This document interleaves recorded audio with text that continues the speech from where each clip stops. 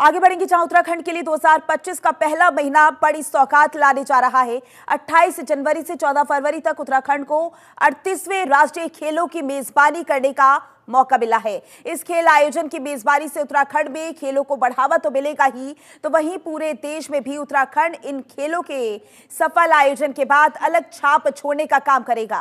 राजधानी के Maharana Pratap sport college परिसर के आइस स्केटिंग ऑडिटोरियम में 38वें राष्ट्रीय खेलों की लॉन्च सेरेमनी का आयोजन हुआ। इस कार्यक्रम में मुख्यमंत्री Pushkar Singh Dhami, Indian Olympic association अध्यक्ष पीटी उषा, खेल राज्य मंत्री मौजूद रहे। इस दौरान राष्ट्रीय खेलों का लोगो, मस्कट, एंथम, जर्सी और टैगलाइन का अनावरण किया गया।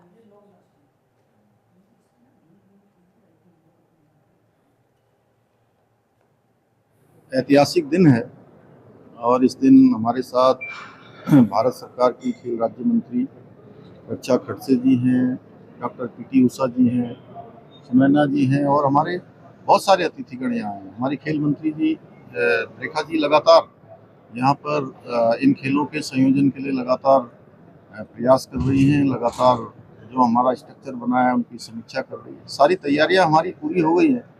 आर शुभंकर, एंथम और आज हमारे सभी मसाल से लेकर सारी चीजें जर्सी ये सारी लॉन्च हो गई है और आज से ये एक तरह से काउंटडाउन शुरू हो गया है और हम पूरी तरह से तैयार हैं।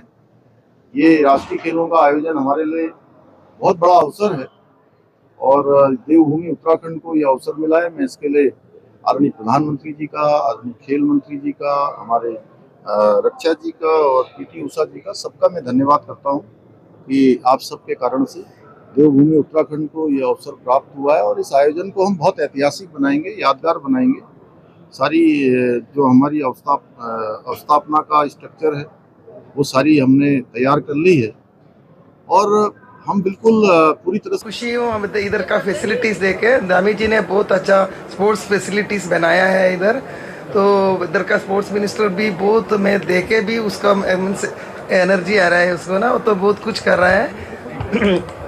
फिर 2 गेम भी उत्तराखंड के लिए ना, वो मलकम और जैसे योगासना we made it a upgradation as a competitive one because we wanted Uttarakhand is taking lot of interest in doing so much and they also should get more medals. So we wanted IOA and we have made a very good GTTC team here and they are doing very good and we want this national games is a very best one ever. तो वहीं देहरादून में गंगधारा विचारों का अविरल प्रवाह कार्यक्रम का शुभारंभ सीएम धामी की ओर से किया जाएगा। 21 दिसंबर को मुख्यमंत्री शुभारंभ करेंगे। ये कार्यक्रम 2 दिन 21 दिसंबर और 22 दिसंबर तक चलेगा, जिसमें 2 राज्यों के राज्यपाल भी मौजूद रहेंगे, जिसमें केरल के राज्यपाल और उत्तराखंड के राज्यपाल भी शिरकत करेंगे। इसके साथ ही सांसद त्रिवेंद्र सिंह रावत ने बताया कि इस कार्यक्रम के अंतर्गत तमाम मुद्दों पर चर्चा की जाएगी। हिमालय को लेकर चर्चा की जाएगी, पलायन पर भी इस कार्यक्रम में चर्चा की जाएगी। ये विचारों का आदान प्रदान है, ये हर चीज डॉक्यूमेंटेड होगी, हर चीज शुरू से लेके आखिर तक इसको सब। और आने वाले जो बच्चे, हमने कहा, आपने शायद सुना नहीं है कि हम चाहते हैं कि जो बच्चे शोधार्थी हैं उनके लिए इसलिए हम देने का काम करेंगे। तो जब कोई विचार होता है तो विचार जब उसमें जीवन होता है, जीवंत विचार होता है, तो वो अपने आप स्प्रेड होता है, अपने आप फैलता है और उसका लाभ समाज को मिलता है। सरकारें भी चाहेंगी तो सरकार भी, हम चाहेंगे कि हम इस ढंग का ये विचार हम दें कि सरकार को लगे कि ये हमारे लिए उपयोगी है, तो सरकार भी अगर उसका उपयोग करती है तो बहुत अच्छी बात।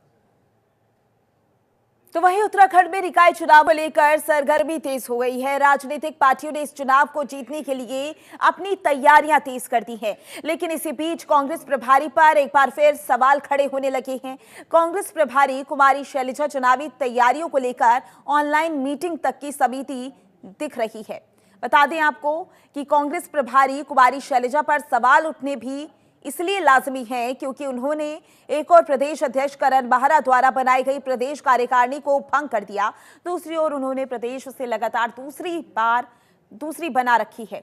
बीजेपी का साफ कहना है कि कांग्रेस प्रभारी की भावनाएं उत्तराखंड से नहीं जुड़ी, वे लगातार यहां से दूरी बनाए हुए हैं। हमारे देखिए, मैं पार्टी का प्रदेश अध्यक्ष हूं और मेरी जो जिम्मेदारियां हैं मैं उनको कर रहा हूं। लगातार हम बैठकें कर रहे हैं, हमारे प्रभारी लोग बैठकें कर रहे हैं और हमारी जो राष्ट्रीय प्रभारी हैं हमारे आदरणीय शैलजा जी और आदरणीय शर्मा साहब और प्रकट सिंह जी, वो लगातार जूम मीटिंग्स के माध्यम से हमारे से टेलीफोनिक कन्वर्सेशन से हम लोग को दिशा निर्देश दे रहे हैं और हम जिस दिशा निर्देश को उनसे मिल रहा है उसका पालन करते हुए हम काम कर रहे हैं। अभी बाई इलेक्शन भी तो हमने उन्हीं के निर्देशन पे, उन्हीं के सलाह पे लड़े और हम जीते। केदारनाथ में थोड़ी सी कुछ चूक हो गई, लेकिन ये कहना कि फिजिकली होके होना, क्योंकि ये आधुनिक समय है, आप दूरभाष के माध्यम से, आप वीसी के माध्यम से सारे काम करते हैं। आज सरकार भी वीसी के माध्यम से काम कर रही है, तो उसी तरीके से हम अपना काम कर रहे हैं। देखिए, कांग्रेस की अगर हम बात करें तो कांग्रेस की प्रदेश की प्रभारी हमेशा उत्तराखंड से नदारद रही हैं। कभी भी उनकी भावनाएं इस प्रदेश से नहीं जुड़ी, कभी भी उनका विशेष लगाव इस प्रदेश से नहीं रहा। उन्होंने अपने प्रदेश के चुनाव को ही बहुत ही हल्के में लिया और वहां पर जिस तरीके से सिर्फ उटव्वल रही, तो वहां पर आप नतीजा देख चुके हैं और उत्तराखंड के अंदर भी वही नतीजा रहा। कभी भी वो यहाँ पर दिखाई नहीं दी, हमेशा जो है लैपटॉप पे बैठ करके वर्चुअल बैठक लेती हैं सभी कार्यकर्ताओं की या नेताओं की। तो मुझे लगता है कि कांग्रेस को बहुत मेहनत और मशक्कत करने की आवश्यकता है।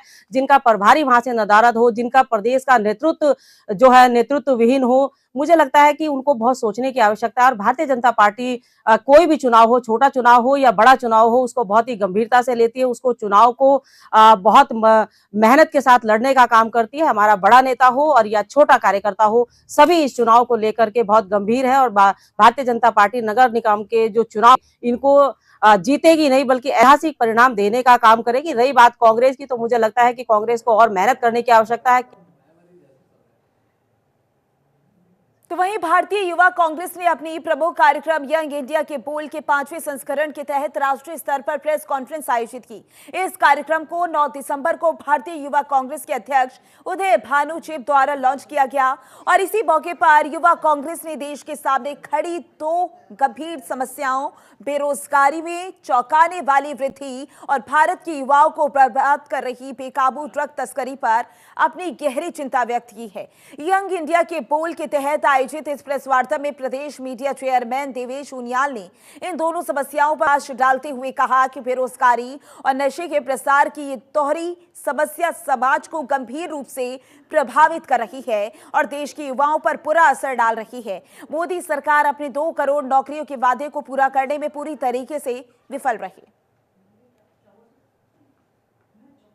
तो जैसे कि हम देख ही रहे हैं कि देश में बढ़ती बेरोजगारी और जो हमारे प्रदेश में और पूरे देश में बढ़ता हुआ नशा है, उसको रोकने के लिए जो हमारे नए नवनियुक्त प्रेसिडेंट हैं श्री उदय भानु चिब जी, उनके द्वारा एक नई मुहिम चलाई गई है। तो उसी के साथ जो हमारा फ्लैगशिप प्रोग्राम है यंग इंडिया के बोल, आज उसके सीज़न 5 का हम यहाँ पर लॉन्च कर रहे हैं। ये पूरे देश भर में इसका जो 5th सीज़न है उसका लॉन्च हो रहा है। ये जो भी हमारे यंग प्रोफेशनल या यंग लीडर्स हैं, जो भी लोग राजनीति में रुचि रखते हैं या पब्लिक स्पीकिंग में रुचि रखते हैं, तो उनके लिए एक ऐसा प्लेटफॉर्म है कि वो अपनी आवाज़ को आगे ले जा सकें और भारतीय युवा कांग्रेस के नेशनल स्पोक्सपर्सन तक बनने उनकी राह का जो इनिशियल स्टेप है वो यही है। सीधा आपको लेकर चलेंगे जहां पर सीएम पुष्कर सिंह धामी क्या कुछ कह रहे हैं, आपको सुनवाते हैं।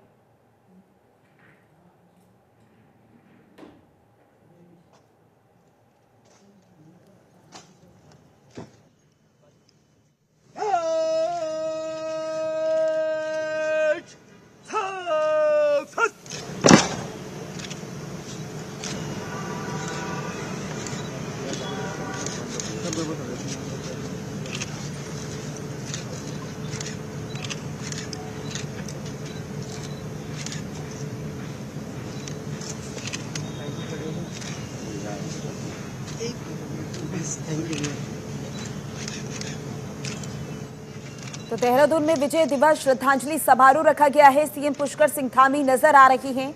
शहीदों को श्रद्धांजलि अर्पित करते हुए सीएम पुष्कर सिंह धामी की ये तस्वीरें।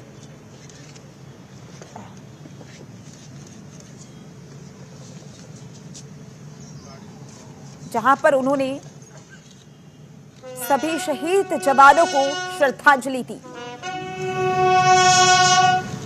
तो देहरादून में विजय दिवस का मौका और इस मौके पर श्रद्धांजलि समारोह और इस श्रद्धांजलि समारोह में सीएम पुष्कर सिंह धामी पहुंचे हुए हैं और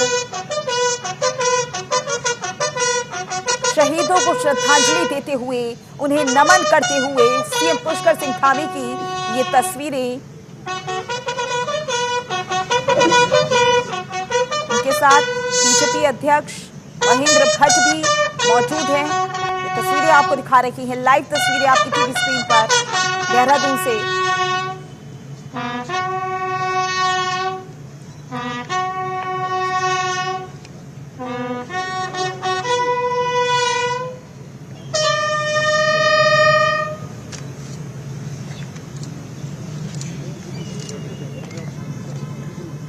समारोह की तस्वीरें हैं। विजय दिवस का मौका है और इस मौके पर श्रद्धांजलि कार्यक्रम का आयोजन किया गया और इस समारोह में सीएम पुष्कर सिंह धामी पहुंचे हुए हैं।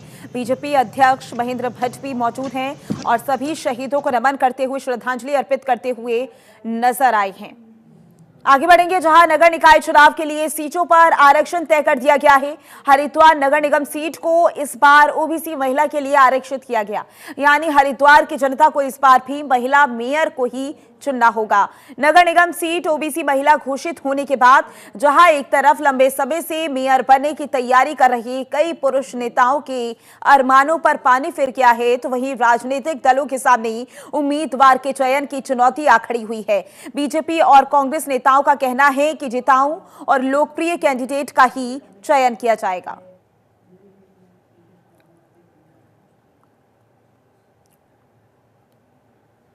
उसके अनुसार जो है पार्टी अपनी रणनीति बनाने का काम कर रही है और मुझे लगता है कि पार्टी पूरी तरह से तैयार है। इस चुनौती को हम पार करेंगे और भारतीय जनता पार्टी नगर निगम में बोर्ड बनाते हुए अपनी मेयर सीट जीतने का काम करेगी। कई प्रकार के फॉर्मेट के आधार पर कई प्रकार का मूल्यांकन करने के बाद हमारा ज़मीनी स्तर पर सर्वे भी होता है। उन सब आधार पर कार्यकर्ताओं से रायशुमारी भी होगी, कार्यकर्ताओं से बातचीत भी होगी। सभी वरिष्ठ जनों से बातचीत करने के बाद प्रत्याशी का जो भी हमारे पार्टी के जो कैडर हैं उनके आवेदन आने हमारे यहाँ शुरू हो गए और जो भी पार्टी को लगेगा जिसकी लोगों में लोकप्रियता होगी निश्चित रूप से उसको उम्मीदवार कांग्रेस बनाने का काम करेगी और कांग्रेस भाजपा सरकार से और इस नगर निगम में सवाल पूछने का काम करेगी कॉरिडोर की डीपीआर सार्वजनिक क्यों नहीं हुई। तो वहीं फिर एक बार फिर चमोली के दूरस्थ गांव टुमकू के एक शर्मसार करने वाली घटना सामने आई है। यहां 65 साल के बीमार बुजुर्ग भवान सिंह सनवाल को सड़क के अभाव के चलते ग्रामीणों की मदद से कंधे पर लाद कर कई किलोमीटर पैदल पथरीले रास्ते से होकर ग्रामीणों ने मुख्य सड़क तक पहुंचाया है। स्थानीय ग्रामीण जान हथेली पर रखकर पैदल पथरीले रास्ते में निकलकर बीमार व्यक्ति को तंडी कंडी में बैठाकर किसी तरीके से ले जा रहे थे, जो कि आप तस्वीरों में साफ साफ देख सकते हैं।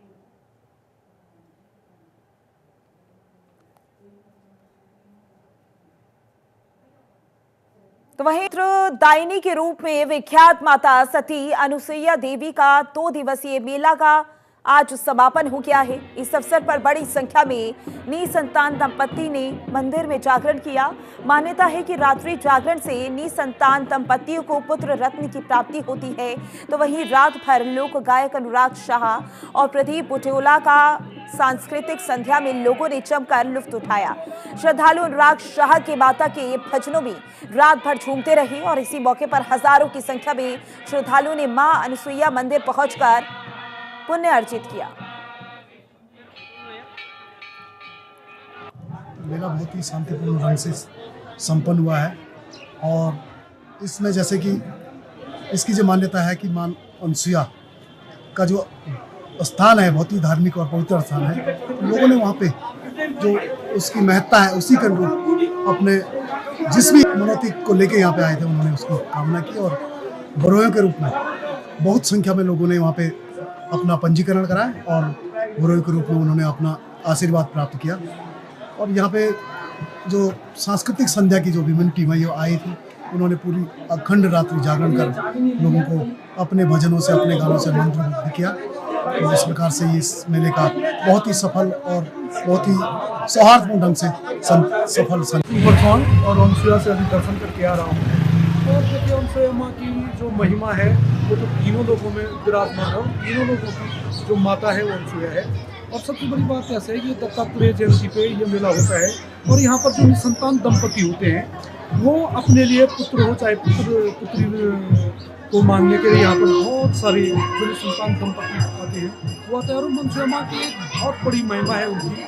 उन्होंने आज तक किसी की भी झोली खाली यहाँ से नहीं भेजी है और सबकी गोद भरी है अनसुया माँ ने।